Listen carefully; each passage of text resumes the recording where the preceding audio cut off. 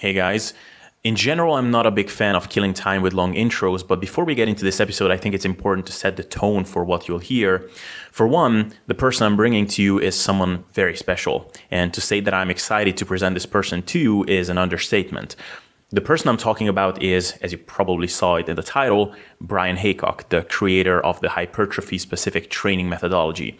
You may or may not have heard of him before. If you did, then you'll obviously know why this is a big deal. If you haven't, what you'll hear, some parts of it may be a bit confusing. There might be some stuff of which you won't necessarily know what to make of. But if anything, this episode is going to make you think. For me, talking to Bryan really helped me to sort of think more about why some of the concepts that we take at face value in muscle building are just sort of not as simple as some people make it out to be. For example, volume is the key driver of hypertrophy, and the more you do, the better. In fact, according to some recent research, even up to some absurdly high number, the more you do, the better. Sounds great in concept, but I think all of us know from experience that it's just not as simple as that. Because if all it took to build muscle is to just keep doing more and more sets, then the secret to muscle building would have been cracked a long time ago. And why certainly there are some people who just go in there and do set after set after set, and they look amazing. I know way more people than I would want to know who do just that, and year after year, they have very little to show for it. And I'm just skeptical that for someone like that, the answer is to just do even more. Bryan actually compared that approach with binge drinking. So this episode both confirmed some of my biases, but also made me much more excited to explore some of the nuances of this endeavor of finding an intelligent and measured approach to muscle hypertrophy. So that's for the general intro. And of course, as always, join the Sustainable Self-Development Facebook group for being a member of our community, and also visit sustainableselfdevelopment.com to get up to date about everything we're up to. So let's get into this episode with Bryan. All right, everybody, thank you for tuning in. Today, I'm super excited to talk with one of the biggest thinkers in the topic of hypertrophy and building muscle, and that is Bryan Haycock, who is the creator and the founder of the concept Hypertrophy Specific Training. And a lot of people know about this approach, but I'm assuming that a lot of my audience have not heard about it yet. So I'm really excited to introduce all of you to these concepts and to have the man himself tell you about it in this episode. So I'm really excited to welcome Bryan. Maybe just let's start with, could you just tell a little bit about yourself and how did you get into this whole endeavor, which ended up with you founding the whole concept of hypertrophy specific training? I had, I had begun writing for, internet magazines. One that was popular and still is, I guess, among some circles is Mesomorphosis. And I had a little spin-off, email newsletter from that and Think Muscle. And so I had been writing in those outlets about strength training, specifically from Schiff and Verkhoshansky's super training text. And, it goes super in depth, about load progression and frequency and periodization and all the traditional strength training methodology. And when I got done with it, I began to realize that really all of the research was very strength specific, understandably, and that there were aspects that I was learning from other literature and animal literature about, how muscles grow and in response to what kinds of stimulus that did not correspond as well with the strength training research. And, kind of at the same time, and this was in the early 90s, and mid 90s, there was an increase in interest in wasting conditions, particularly HIV and AIDS was causing a big problem with muscle wasting. And so this inspired and stimulated a lot of research into the mechanisms of muscle growth. And so as I was being exposed to that and the traditional strength training research, I realized that there were a few discrepancies, at least in the approach between making a muscle grow and making a muscle larger. So that's when I wrote a really relatively small article on Think Muscle, and I called it Strength or Hypertrophy Specific Training to distinguish it at that time from the only training that was available, which was all strength training. and it grew in popularity, and it is what it is today. And that was about 18, 19 years ago. And when I presented it, it wasn't a method per se, like sets and reps. I mean, there was a kind of a one size fits all place to start as far as mapping out your training, planning your training. But really, because of the nature of hypertrophy, it's an adaptive process.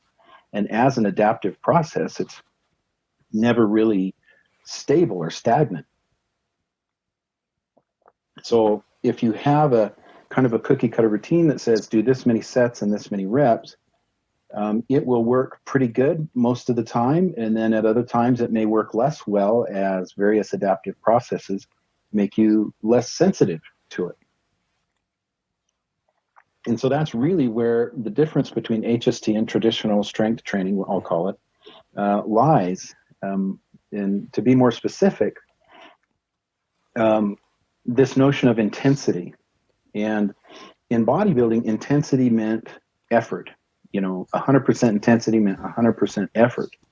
But in hypertrophy research, intensity was more associated with the absolute load. So you're looking at the tissue apart from the lifter. So it didn't matter, and particularly in animals' cases, there really wasn't a measurement, well, how hard is this animal trying? Intensity was simply a measure of how much strain are we putting on the tissue. And for example, there was an early study that I still really like where they took a mouse or a rat and they electrically stimulated both the anterior tibialis muscle and the gastrocnemius muscle simultaneously.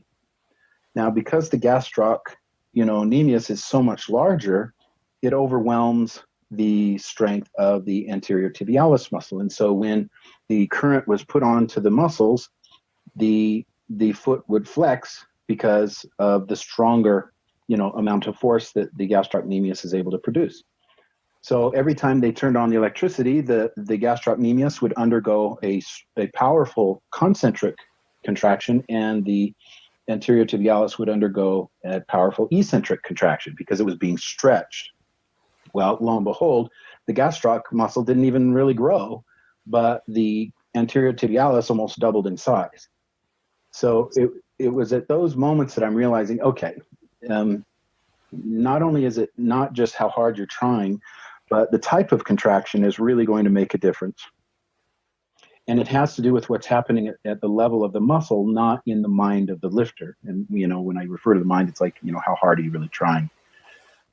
So it was little things like that. And that's just one example of some of the differences that existed amongst the strength training literature and the muscle hypertrophy literature.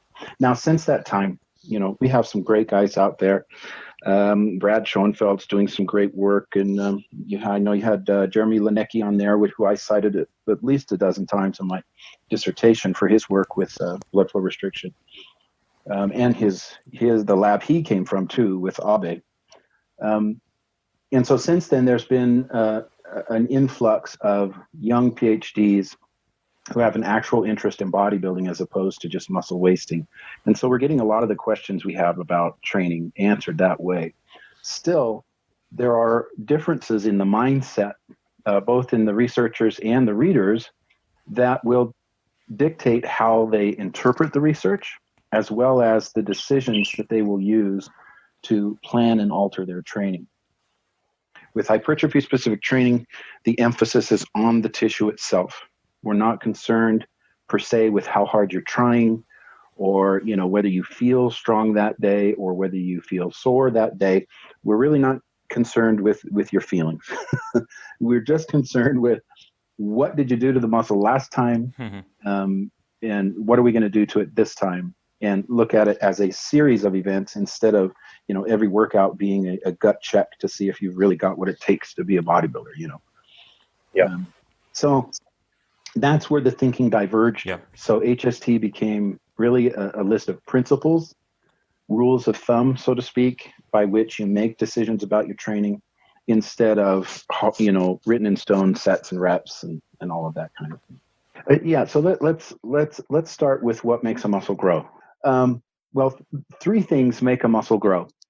And one, we'll get it out of the way, is just hormonal signaling. So you have hormones and various other hormone-like messengers. For example, follistatin and myostatin. Myostatin makes a muscle not grow. Follistatin makes a muscle grow. Whether you lift a weight or not, it really doesn't make any difference. You can be bedridden, and if you get rid of myostatin, your muscles will grow. The other is mechanical resistance or resistance training, and that stimulus can be divided into two different stimuli, and that's the mechanical stimuli, meaning just the physical stretch or strain that a tissue experiences when you're trying to lift something. And then the other is metabolic stress, and that's the stress that's created by having to create the energy necessary to maintain contractile activity under this strain or load. So both the mechanical and metabolic stress are your primary triggers or stimuli for muscle hypertrophy as it relates to resistance exercise. So we don't need to talk about hormones. We all know how those work and what they do. But even if somebody is, messing with their hormones, their training still needs to be as effective as possible if they're going to have success. So it still applies.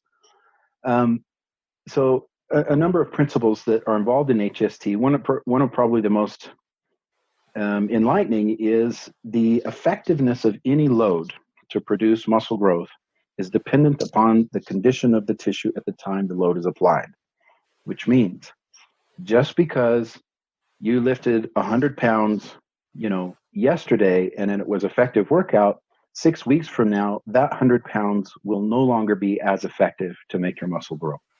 And everybody goes, oh, yes, well, that's common sense, right? We've all experienced something similar to that. But people forget about that when it comes to their day-to-day training. They assume, well, let's say that the timeline for this effect, for these diminishing returns of a given load, the timeline is somewhat nebulous. Well, how long does it take for it not to be effective anymore? Well, that's a good question. And you can't say we don't really know. It's more like, where is an electron at any given time? It's like, where it should be, you just don't know where it is exactly. And in general, timelines for physiological adaptation like to fall within 21 days, right? For whatever reason, 3 weeks is a good general period of time to assume that the adaptive processes necessary for the body to make, which involve the expression of genes and producing new proteins and new tissues, that kind of manifests itself in about 3 weeks. So after about 3 weeks, you can assume that the load you're lifting, if you do it identically over that period of time, is going to be less effective than it was 3 weeks ago. Now, is that significantly less effective? Maybe, maybe not. If you're an experienced lifter, absolutely. If you're not an experienced lifter and you're just starting, you may be well within that range of effective stimuli, and you could lift that same weight for a good 3 months and still make improvements. That's the other thing, this notion that what works for beginners works for experienced lifters is almost totally forgotten in most of the early weight training research. You have a bunch of graduate students in colleges, they need to do a study. And so they recruit non-lifters from the student body population and do their studies, and then come out with all these declarations about how to lift weights and what happens when you do and why muscle grows, completely ignoring what we call the repeated bout effect, which is, the fact that the tissue becomes less sensitive to the training stimulus over time. And it wasn't until later that we have good data on timelines of protein synthetic rates over time and all these things that we see an experienced lifter after a workout, they may only be anabolic for 6 hours, whereas an inexperienced lifter can go 48 hours, 2 days, and still be anabolic. So anyway, that's just kind of some issues with the research, that with this notion that what you do today is totally dependent upon the condition of the tissue at the time. requires that you know what you did before and then to plan ahead to accommodate for some of that adaptation. So the basic, HST type routine is based on starting with what I referred to as the minimally effective load, right? So what's the least amount of weight that you can lift and have some beneficial growth? Well, of course, again, according to what I just said, that varies. But if you're starting from scratch, that can be pretty low. You can talk anything in the 15 to 20 rep range is going to be just fine. And if you're out of shape, you'll probably get sore and, you go, wow, that was pretty traumatic and I didn't even lift that much weight. But then that quickly changes over time. And so the loads must be increased. But that, of course, has its limits. Now I can't remember the name of the mythology guy, Greek mythology. He had a baby bull when he was a kid and he would lift it every day and he grew bull. When he was an adult, he was able to, because he continued to lift it as they both grew so slowly, as an adult, he could carry a full-grown bull on his back, right? Well, wishful thinking, right? We don't just continuously get stronger at will. So there's a limit to how strong we get. And so that necessitates some sort of cyclical nature in this effort to make a muscle grow. Or, at least that's the approach that I feel is most valuable. Or you can simply stay in that highly trained state and make relatively small improvements, if you're very consistent and all your diet is in order. The problem is that very few people have the type of tenacity and consistency to continue to train day after day, month after month, year after year with just tiny, tiny changes in their physique. And granted, there are natural limits. If you're a natural bodybuilder, you can only get so big.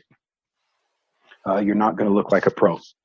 And we all just come to terms with that. But we want to know, well, how do we get as big as we can get? And HST, rather than making you bigger than you could get with another training system, should allow you to get there a little faster because you're being very specific in the things that you're doing, only doing those things that make you grow and not doing those things that don't. An example of things that don't make you grow that people like to do that came from strength training is something like forced reps, right? So, a forced rep, for those that may not know, is, say you're doing bench press, you've picked a weight that you can do 8 times, you do it 8 times barely, and then you have your spotter make up the difference in your strength. So then I want to do it 12 times, even though I can only lift it myself 8 times. So I want my spotter to jump in and lift it with me till I get to 12 times. Well, what we found is the stimulus to make you grow has already occurred. You've already tripped the switch, the trigger's already there, and that excess expenditure of energy and nervous system strain to push against a weight that doesn't move, it just drains your battery, so to speak. It delays the recovery of strength without making you grow any faster. So, that's just an example of kind of what I would call an outdated strength-oriented strategy that really doesn't benefit somebody who's just trying to get bigger. So in HST, it would never be recommended to do, forced reps, that kind of thing. No, great. So could you elaborate a little bit further on what's the problem with a typical kind of bodybuilding routine where someone is lifting, let's say, 1 or 2 reps shy of failure all the time and is just trying to gradually increase load and progress that way? Yeah, I think we're all taught at some point when we're new to training that, we're introduced to a weight that we can lift, and this is very typical for going into a gym for the first time and having some sort of trainer just kind of point out some things that you can do. They'll say, here, lift this weight 10 times, and when you can do it 12 or 13 times, add more weight. And then that's it. That is the rule. So every day we go in, we lift that weight as hard as we can, 10 times. When we're new, we do get stronger. So after a while, we're lifting it 15 times, so we add some more weight. But then the rate of strength gain slows down continually until, it's been 6 months or a year, or even many years, and we've never lifted more weight because we keep trying to get to that, 12 reps with the weight that we can lift 10 times. The problem is that you're using a marker for strength to try to make a muscle larger, when in fact the tissue itself may respond to a heavier load that you can't actually lift 10 times. So that necessitates, the type of progressive loading that I recommend in HST, which is, no, you're going to expose the tissue to more and more weight, whether you can lift it more times or not. So because we're only concerned in making it grow, we're concerned with the mechanical strain you're putting on the tissue. So the weight goes up fairly continually in typical HST routine. In fact, if you're doing it by the numbers, you would add a little bit of weight each and every workout that you train a particular muscle group, until at the end of that little mini cycle, you've reached your 10 rep max or 5 rep max or whatever maxes you've chosen, so that you're always continually increasing the mechanical load on the tissue. Now, granted, HST prioritizes mechanical load overall, generally, because the load is always increasing from beginning to end. But you're going to experience differences in metabolic load, metabolic stress, in a less predictable way. For example, when you're starting a typical HST routine, you're going to be doing less weight because you're using the least amount of weight that still works, so that you have some headroom to increase it later. And your reps are going to be higher, so your muscles are going to burn. And that burning sensation is metabolic stress. It'll be pretty high in the beginning, but then as you get heavier and heavier, the weight loads increase and the metabolic stress begins to decrease, which is fine. The body adapts to both metabolic stress and mechanical stress. But in essence, we're prioritizing mechanical stress throughout this cycle, an HST cycle, whereas metabolic stress kind of goes up and down as you go. Can you just outline sort of the intensity of effort that we're talking about here? Because the HST routines that I've seen kind of do a lot of submaximal work intentionally, and that allows you to increase the weight pretty linearly, but you're always kind of staying pretty far from failure. Yeah. So as far as training to failure, training to failure is neither good nor bad in HST. It's not something you strive for, but it isn't necessarily something that you're specifically trying to avoid. For example, if you're familiar with HST, there might be workouts where you feel you could do more reps or more weight, both.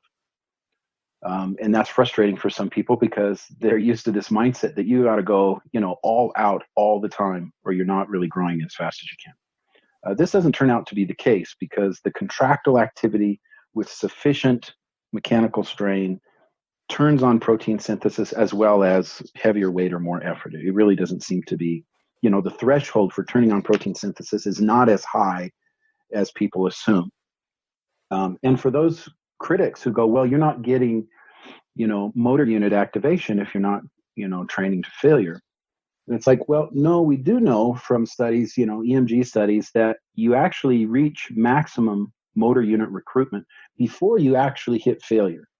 So, for example, if you're using a 15 rep max weight, when you get to 12 reps, you're actually at maximum motor unit recruitment.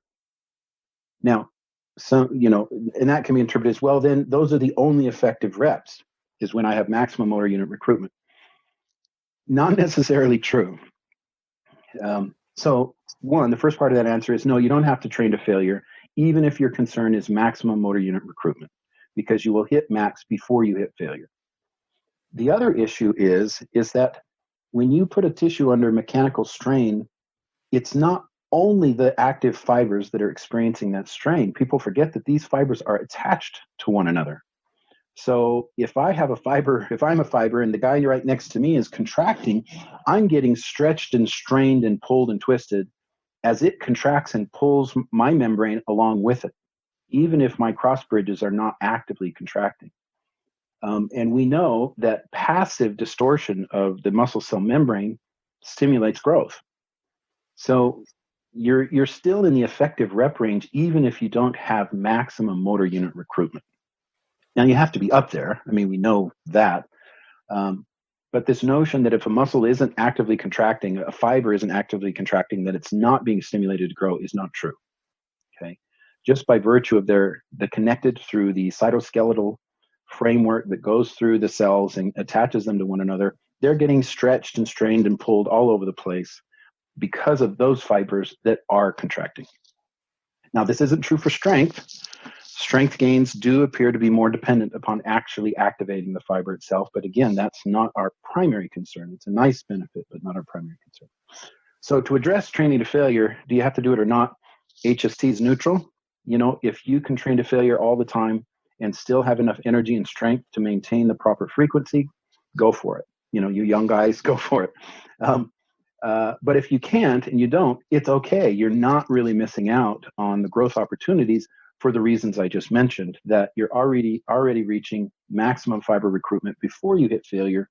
And those passive fibers that are right next to contracting fibers are also receiving the growth stimulus through distortion of their membranes. Perfect. So I would be curious, how would you explain the efficacy of something like myoreps, which mainly tries to capitalize on exactly on those quote unquote effective reps, which are close to failure?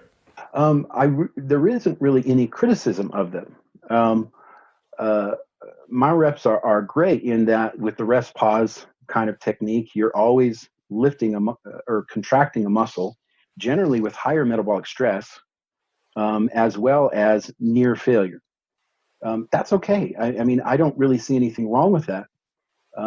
But from my experience, it isn't always necessary.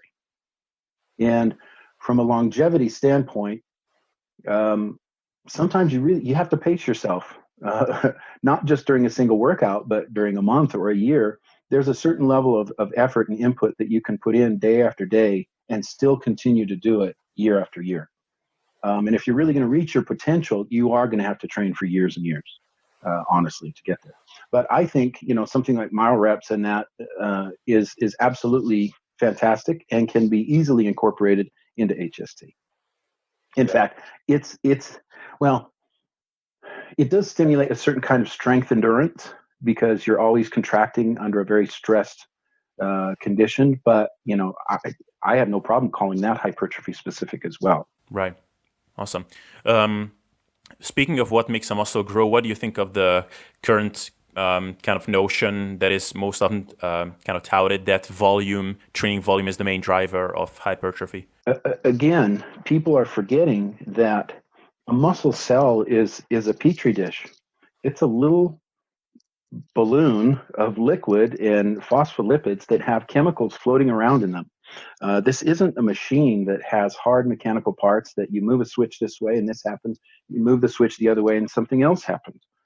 This is a fluid environment in which you can't accurately predict, the exact moment that a stimulus is going to cause a sufficient reaction by the tissue to do what you want it to do. Now, that's a long way of saying is we can't be that precise. Volume is certainly important, but it's what we call a hormetic principle, meaning like the Goldilocks principle, not too little, not too much, but just right. And where that sweet spot or just right spot is a moving target, because your level of conditioning and adaptation to your training stimulus is changing over time. You're becoming more and more resistant to the training stimulus over time.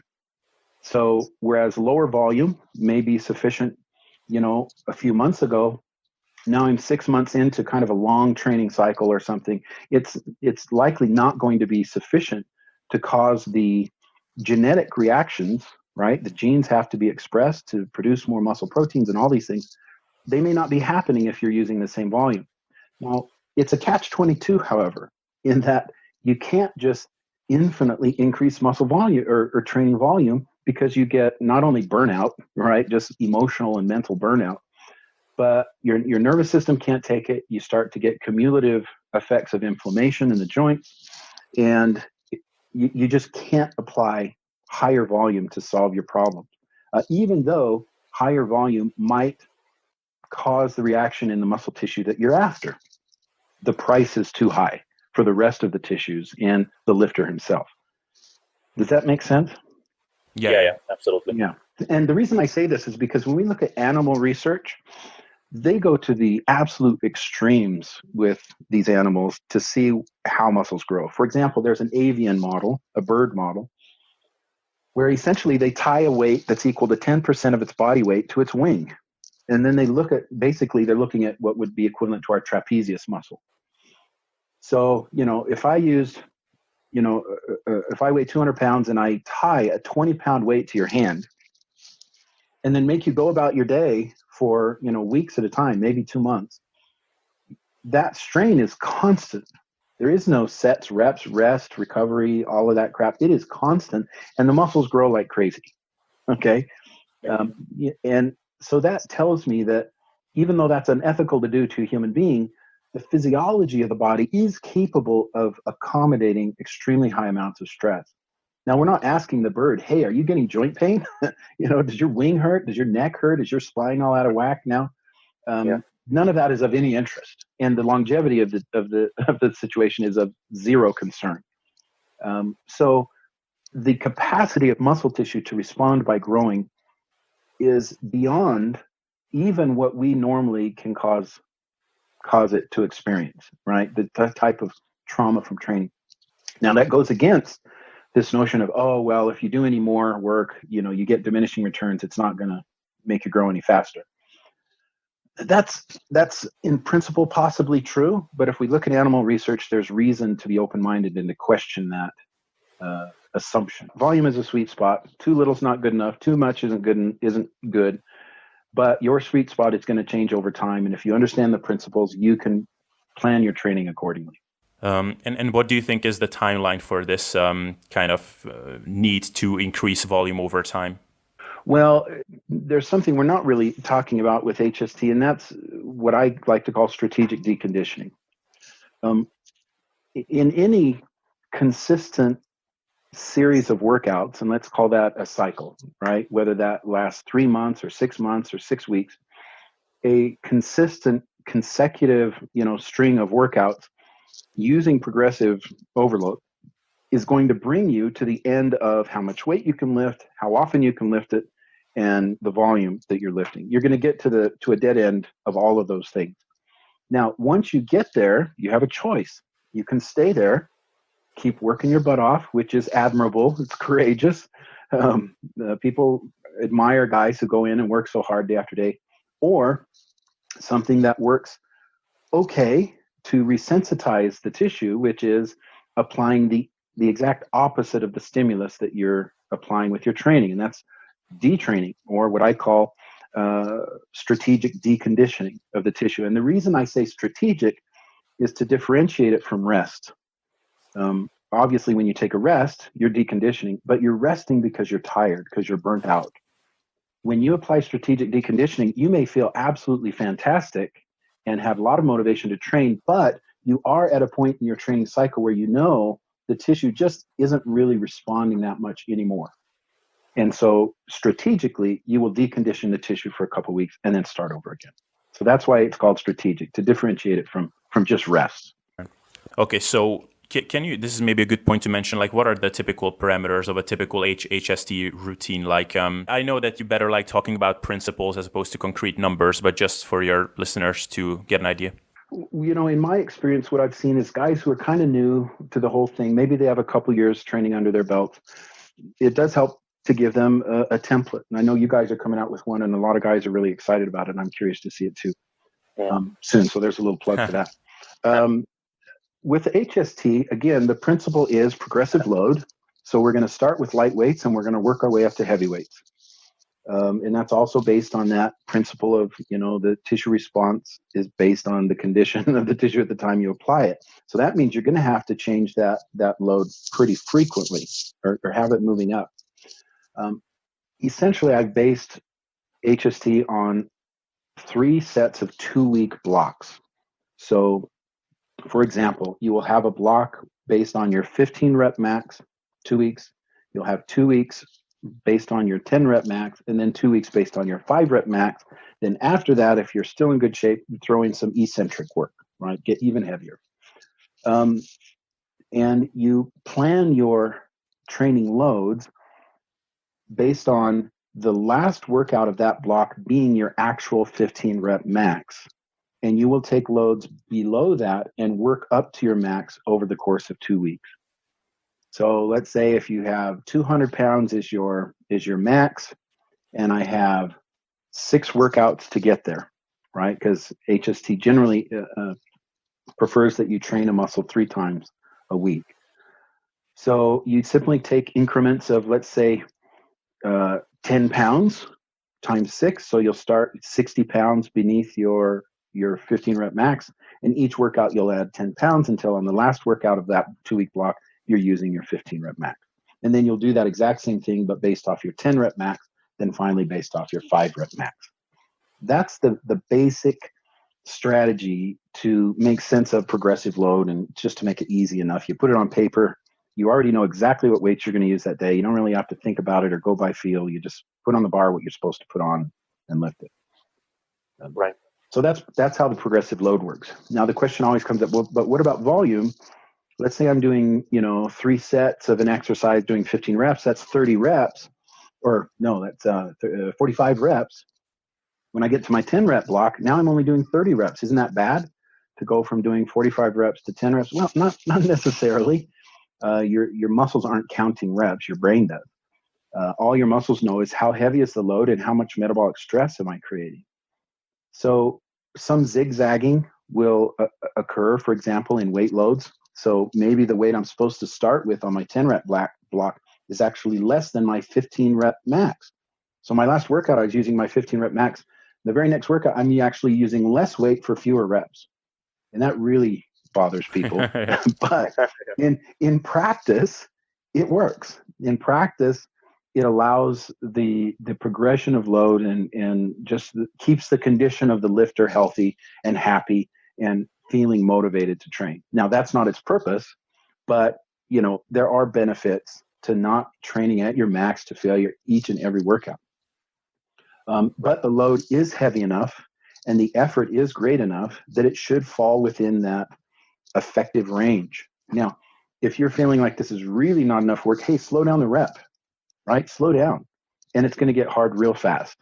So you can alter the tempo of the set to manipulate, the degree of difficulty at any time. There's no problem with that. So, I wouldn't say go all the way to super slow, method, but if things feel too easy, slow it down. Do your, 2 up, 4 down, and a 4-second down, it seems like forever, but it's certainly within the range of reasonable hypertrophy stimulus, even going that slow. So, and that's where you're kind of relying on the experience of the lifter to make those adjustments as they go to stay within, that sweet spot of, am I lifting in an effective manner? And if you're new to this, well, you need some guidance, you need some help. You get on the boards, you get in the groups and you ask some questions, but you'll get a feel for it. And it doesn't take long to get a feel for it, especially when you do one full HST cycle, you do strategic deconditioning. The second time around, you'll realize you've learned a lot about your own body and how it's responding to this type of training, and you can make more effective decisions. A lot of people who just start it, their maxes go up considerably, so they have to change their maxes each time they repeat an HST cycle. But in reality, HST is designed for people who aren't necessarily getting stronger each and every time.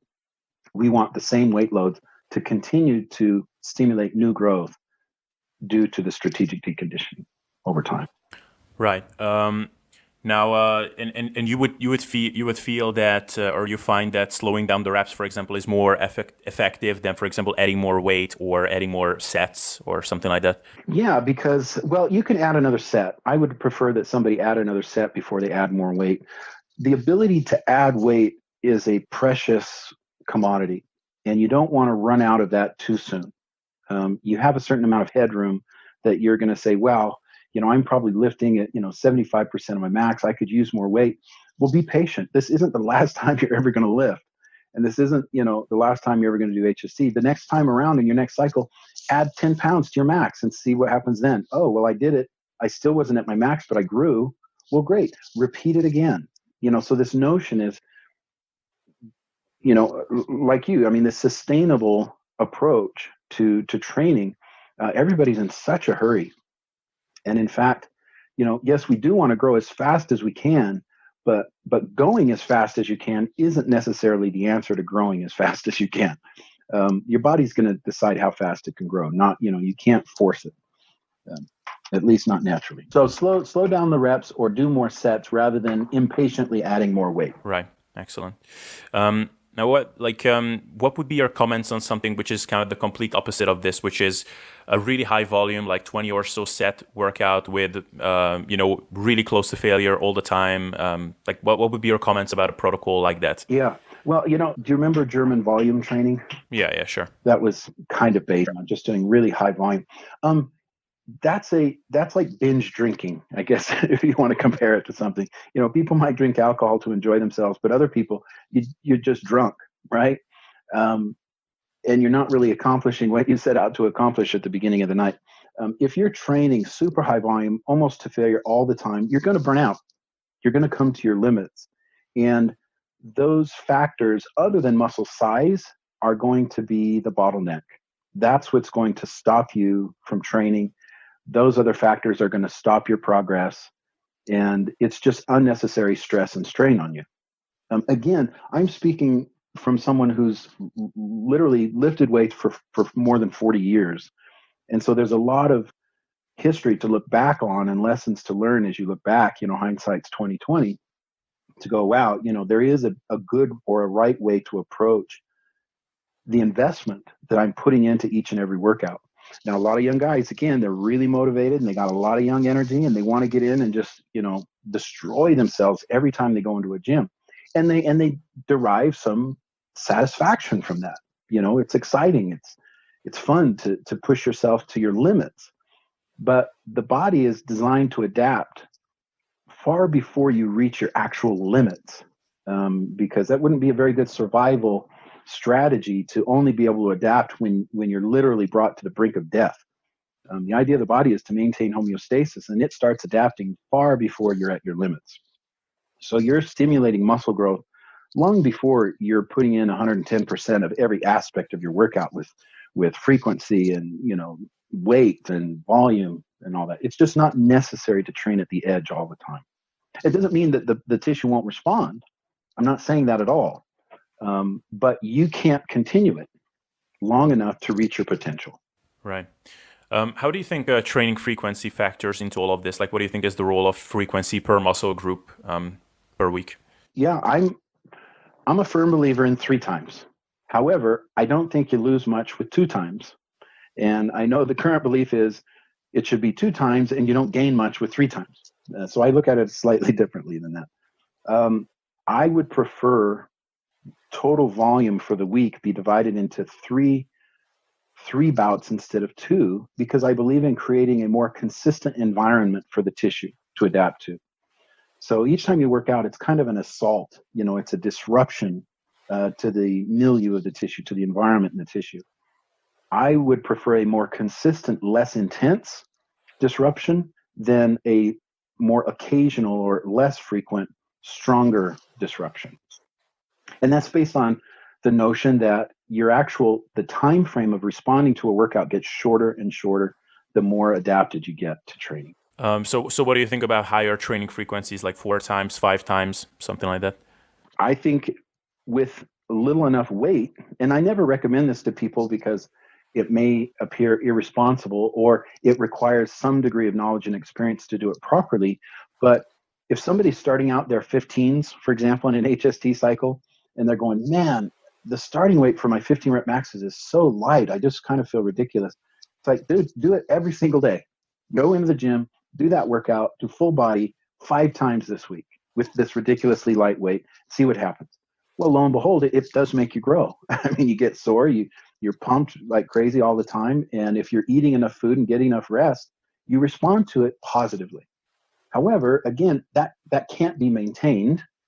But in that particular situation, the weight is light enough and the overall stress is low enough that you can repeat it often and get a very positive response. And again, we see that tissue can respond to this kind of trauma, so to speak, from blood flow restriction research, that it's not uncommon to have a single muscle trained twice a day, every day, at least 5 days a week.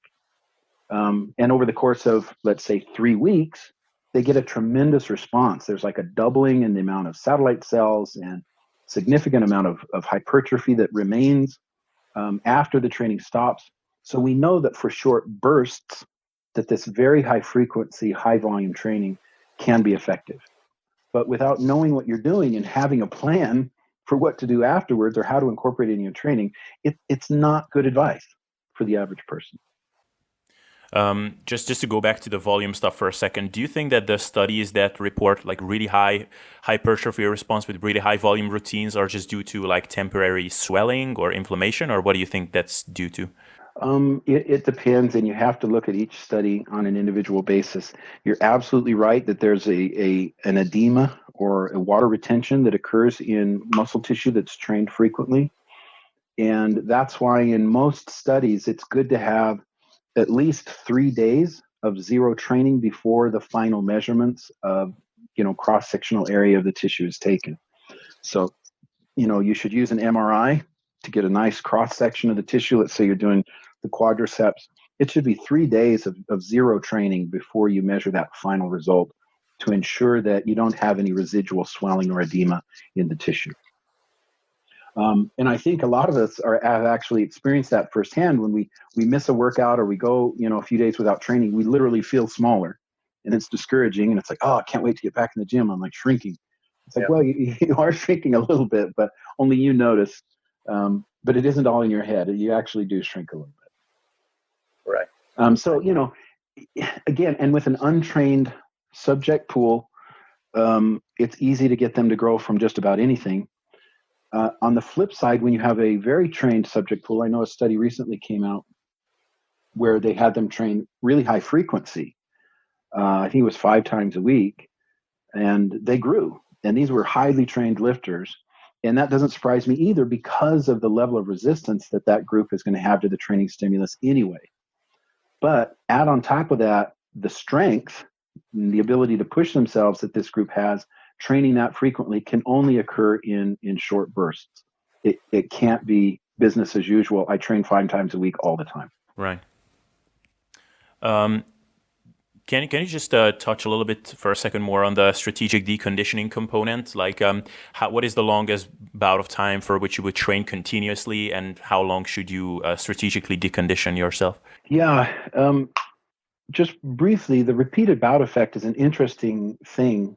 Some of the research on it, and again, the repeated bout effect is simply the fact that the tissue does not respond to the exact same workout in the same way over time, right? So if you always did 3 sets of 10 with leg extensions with the same weight, your muscles don't respond to it as much each and every time you work out, in fact. And this goes for both the negative response to training, right? The inflammatory response and the creatine kinase that's a reflection of, membrane damage in the bloodstream. All of that declines over time. Even if you continue to train. So you can train a muscle when it's still sore and you don't re-damage it. That next workout, if it's the same as the previous one, actually does less damage even before the original damage has healed itself. It's a really interesting property. But for example, in studies of the repeated bout effect, they'll use a downhill treadmill where they make the subjects walk downhill on a treadmill so that each step you're getting an eccentric contraction with your quadricep. Well, it may not seem like much, but you put them on there for a half an hour or so, and there's a lot of muscle damage to the quadricep. And creatine kinase is really high. They're super sore. And then just a single bout of that, they'll then take new measurements, 1 week later, 3 weeks later, 2 months later, even up to 6 months later, they've found that if they put them back on the treadmill, 3 months after having done it once previously, they don't get the same response that they did the first time. Even though everything is exactly the same, the tissue is still protected because of the adaptations that had occurred, and we call that the repeated bout effect. So the repeated bout effect lasts for actually a long time. However, there are many different components and different tissues and pathways that are undergoing this adaptation as part of this repeated bout effect. Some of them negative, like I say, that are due to trauma and inflammation and remodeling of the tissue. Other ones are positive, like turning on protein synthesis and activating anabolic signaling pathways. The notion with strategic deconditioning is that, well, we know that the repeated bout effect lasts a long time, but we can't go 3 months without training. So it's not obviously going to be a complete reversal of the adaptation to the training stimulus. But within a couple weeks, you actually get some meaningful, I won't say, big, but I will say meaningful unadaptation or de-adapting from the training in just 2 weeks of not training. So that when you go back into the gym, those anabolic signaling pathways are actually stronger than they were when you quit. And measuring the tissue, it has not atrophied. So it's just a way of kind of resensitizing the tissue to the training stimulus repeatedly every 8 to 10 weeks. Right. And some initial research has panned out showing, and like I say, I was saying, let's do strategic deconditioning, in the late 90s and 2000s, and there really wasn't any research at that time. It had just been something that I had experienced anecdotally, and a lot of people had, and they called it muscle memory at the time. Oh, it's just muscle memory. You go back to training after a layoff and you grow much faster because your muscles somehow remember something. Well, your muscles don't really remember anything. It's just that they've resensitized to the stimulus and are growing as if you were a beginner all over again. So since then, though, there's been some animal research and even some human research that has shown that in principle, it does happen that way. There is a resensitization of the tissue amongst anabolic signaling pathways and some things like that in a very short period of time of deconditioning. So it's not completely without merit, some people might want to claim. Awesome. That's super interesting. And just out of curiosity, is there anything that you changed your stances on? Like, has anything changed in your mind about compared to the original HST protocols? Not much has changed in that period of time. The research that's being done on signaling pathways is really, at the genetic level and involve things that don't impact training planning, that they're getting down to such fine detail. One thing that has changed is probably my belief in what could be a critical factor in your ability to grow. And that, it used to be satellite cells. I knew, you got to have satellite cells. There's a nuclear to myonuclear domain that has to remain essentially the same. And that means, well, how much volume of the muscle cell does a single nuclei have to take care of? And if the volume of the cell grows, that muscle cell must add another nucleus to accommodate that increased volume. You might think of it as a pizza delivery place. They can only deliver so far before they got to put in a new location so that they can cover people who are further away from the original location.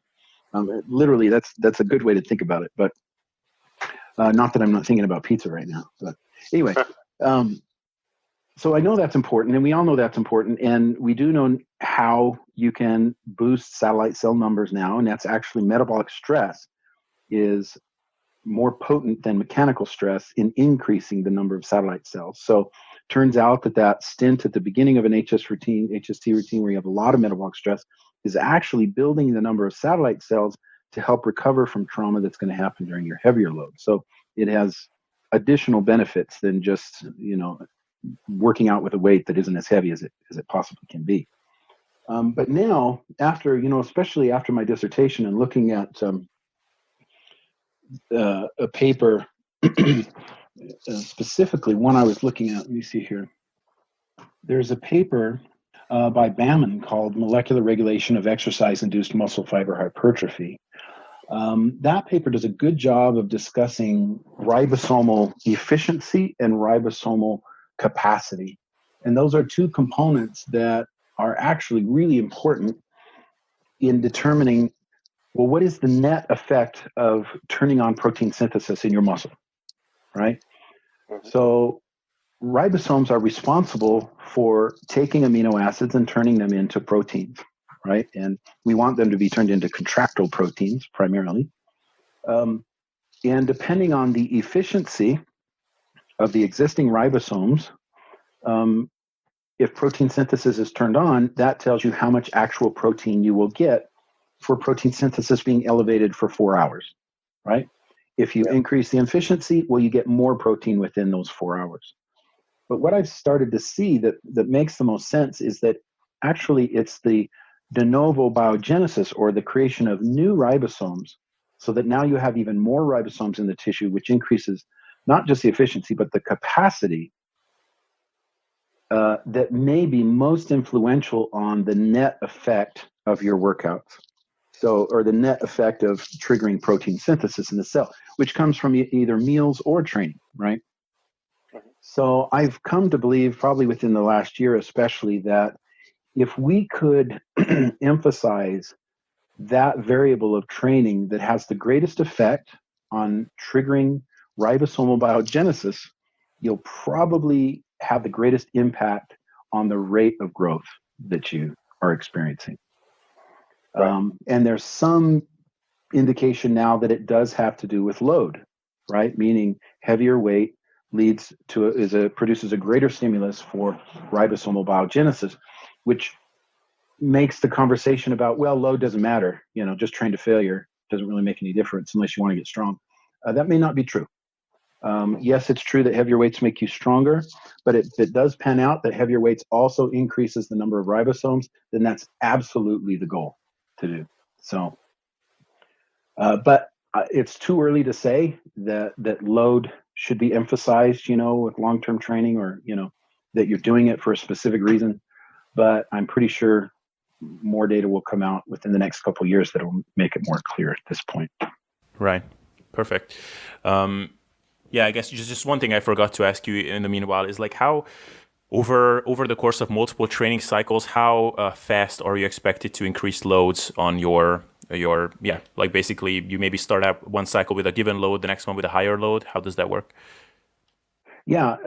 Normally a person will actually test on all the exercises that they want to use their rep maxes. Now, there are formulas that you can use to say, oh, well, if I know this is my 10 rep max, or if this is my 5 rep max, then according to this little calculator, this should be my 10 rep max and this should be my 15 rep max. To me, those are close enough to pick weights to do your first HST cycle, right? Just find one max. And if you have a calculator, it doesn't even matter how many reps you do it. You can then predict by plugging in, different numbers in it, and it'll spit out and it'll predict for you what your maxes are. After that, you just go by feel. Most people exceed their maxes the first time that they do it, simply from the adaptation that's occurred from when they started. But after that, it's like, hey, if they were a little light, I'm going to add some weight to it.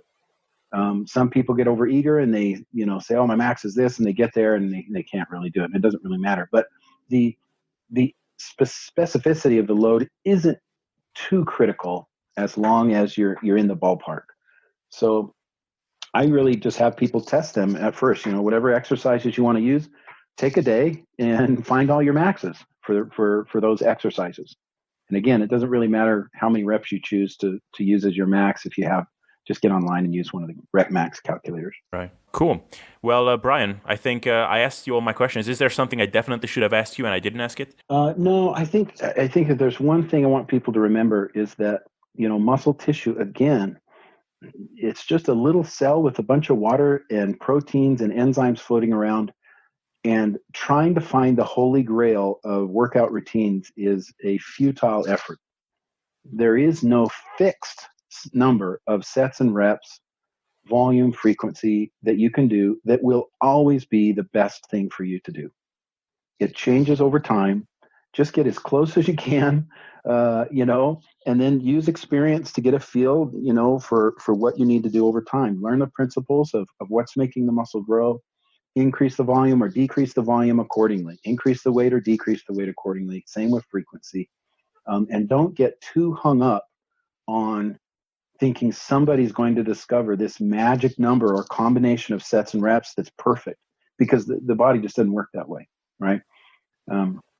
It evolved in an environment where there were no sets and reps. You're climbing hills, lifting rocks and logs and throwing spears, and it had nothing to do with sets and reps. So it evolved in an environment that had nothing to do with sets and reps. Awesome. Well, thank you so much for that, and I think your perspectives will really make a lot of people just drop their jaws for one, but more importantly, make them think, which is ultimately the goal here. So. Yeah, thank you so much. You dropped a ton of knowledge bombs here. I really appreciate you coming on. And so just please let people know what kind of resources you would like them to check out or where they can find more about your work? Yeah, like I said, I haven't been publishing a lot, so there's a Think Muscle or Hypertrophy Specific Facebook page that gets updated fairly infrequently, but there's also the Think Muscle message forum that a lot of guys get on there who've done HST for many years and you know it inside and out that can really help somebody out that's trying to figure it out. So yeah, just thinkmuscle.com and you'll see a link to the forum. Awesome. Wonderful. Well, Bryan, thank you so much. It was an absolute pleasure talking to you. Well, thank you, Abel. I really appreciate the invitation. All right, guys, hope you enjoyed this episode. And once again, if you haven't checked it out already, be sure to visit the Sustainable Self-Development Facebook group at facebook.com/sustainable self-development. And if you haven't done it already, visit sustainableselfdevelopment.com to be up to date with everything that we've got going on there. All right, thank you for hanging on up until now and see you in the next episode.